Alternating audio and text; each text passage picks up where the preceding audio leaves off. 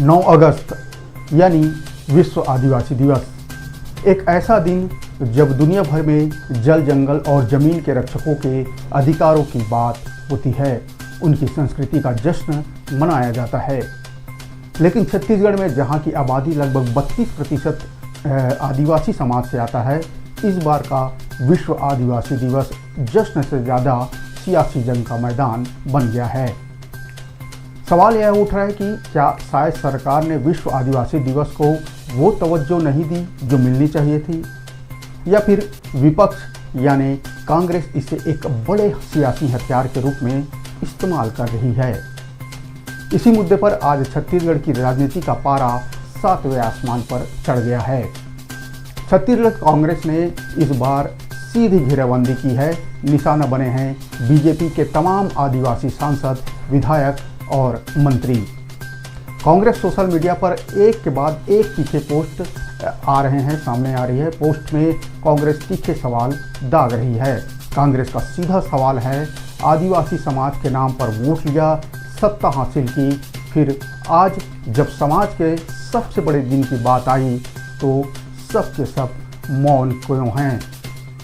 कांग्रेस का आरोप है कि प्रदेश में पूर्ण बहुमत की भाजपा सरकार होने और खुद एक आदिवासी मुख्यमंत्री होने के बावजूद आदिवासी समाज को उस धूमधाम से मनाया नहीं गया, यानी आदिवासी दिवस को इतनी तवज्जो नहीं दी गई, न ही उसका कोई उत्सव के रूप में मनाया गया जैसा कांग्रेस के समय में मनाया जाता था।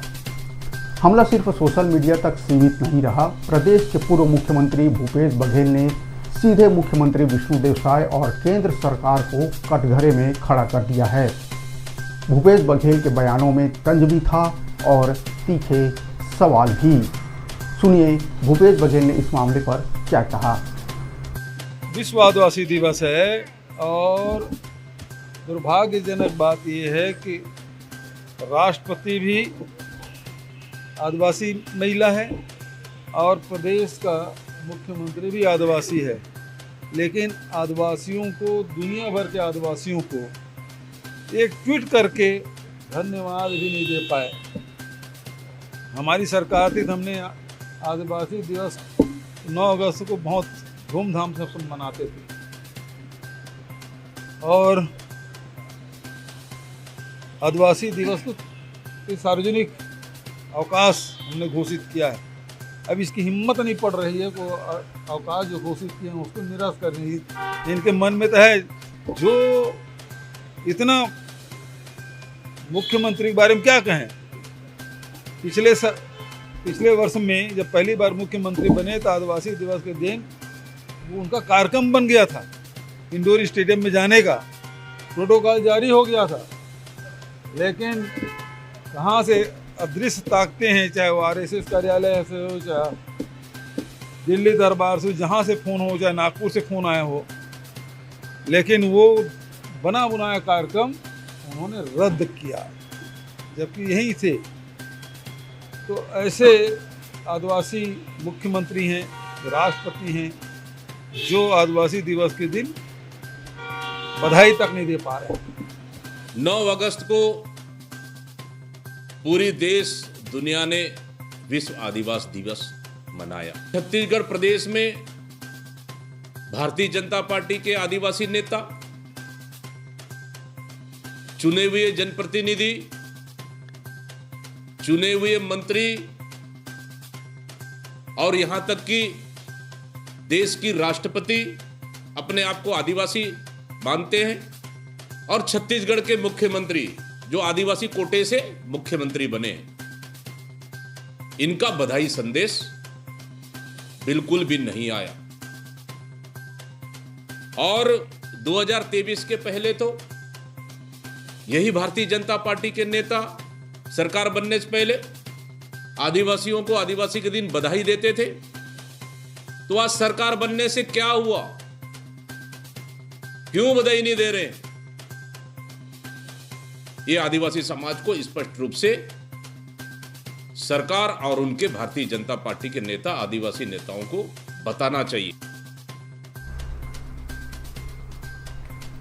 29 आदिवासी आरक्षित सीटें बस्तर और सरगुजा अब जरा समझिए कि इस जुबानी जंग के पीछे असली गणित क्या है। छत्तीसगढ़ की 90 विधानसभा सीटों में से 29 सीटें आदिवासियों के लिए आरक्षित है और राजनीति का इतिहास गवाह है कि छत्तीसगढ़ की सत्ता का रास्ता बस्तर और सरगुजा के इन्हीं आदिवासी बहुल इलाकों से ही होकर गुजरता है। 1918 में भूपेश बघेल के नेतृत्व में कांग्रेस ने 29 में से 25 आरक्षित सीटों पर कब्जा जमाया था और सरकार बनाई थी। भूपेश सरकार ने 9 अगस्त को ऐच्छिक सार्वजनिक छुट्टी की घोषणा की, ब्लॉक स्तर पर तक बजट बांटे इसे उत्सव का रूप दिया। बात करें 2023 में तो पासा पलटा। भाजपा ने आदिवासी इलाकों में 65 जमाई और बीजेपी ने 29 में से 17 आरक्षित सीटों पर शानदार जीत हासिल की। बाद में विष्णुदेव साय को प्रदेश का पहला आदिवासी मुख्यमंत्री बनाकर इतिहास रचा। लेकिन अब कांग्रेस इसी आदिवासी पहचान को मुद्दा बनाकर बीजेपी को घेरने में लगी है। कांग्रेस का दावा है कि सरकारी स्तर पर छुट्टियों और आयोजनों में पहले जैसा उत्साह नहीं दिखा जिसे वो आदिवासियों के स्वाभिमान से जोड़ रही है। लेकिन क्या है, यह तस्वीर का सिर्फ एक पहलू है। भाजपा का इस पर क्या रुख है? भाजपा नेताओं और सरकार का रुख साफ है। भाजपा का कहना है कि वे प्रतीकात्मक राजनीति के बजाय आदिवासी समाज के वास्तविक विकास पर विश्वास करते हैं। भाजपा नेताओं का तर्क है कि देश को पहला आदिवासी मुख्यमंत्री और पहली आदिवासी महिला राष्ट्रपति भाजपा की नीतियों की वजह से ही मिली है। 15 नवंबर को भगवान बिरसा मुंडा की जयंती को राष्ट्रीय स्तर पर जनजाति गौरव दिवस के रूप में भाजपा सरकार ही मनाती है। तेंदुपत्रा संग्राहकों का परिश्रम बढ़ाना हो या चरण पादुका योजना सरकारी जमीनी स्तर पर काम कर रही है। बीजेपी का कहना है कि कांग्रेस केवल विश्व आदिवासी दिवस पर राजनीति करके अपनी खोई हुई जमीन तलाशने की कोशिश कर रही है।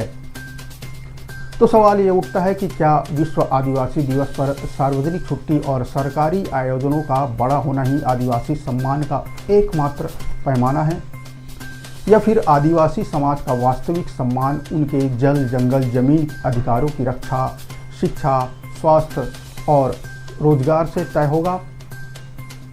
कांग्रेस इसे अधिकारों की अनदेखी बता रही है तो भाजपा इसे विकास बनाम खोखली राजनीति का नाम दे रही है। लेकिन इस पूरी सियासत के बीच छत्तीसगढ़ का आम आदिवासी समाज आज भी देख रहा है कि उनके नाम पर होने वाली इस राजनीति का उसके जीवन पर कितना असर पड़ता है। फिलहाल आज के वीडियो में अब इतना ही। अपनी राय कमेंट बॉक्स पर जरूर दें। मिलते हैं अगले वीडियो में। राम राम जोहार।